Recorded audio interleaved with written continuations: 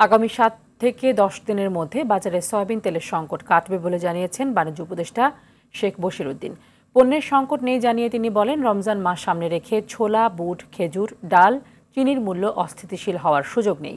বিকেলে সচিবালয়ে প্রেস ব্রিফিংয়ে এসব কথা জানান তিনি। এ সময় শ্রম উপদেষ্টা এম সাখাওয়াত হোসেন বলেন, রোজার আগেই বেক্সিমকো অ্যাপারেলসের সব শ্রমিকের পাওনা দিতে চায় সরকার। অর্থ পরিশোধ শেয়ার বিক্রি করে নাকি অর্থ বিভাগ থেকে আসবে তা 18 ফেব্রুয়ারির পর জানা যাবে।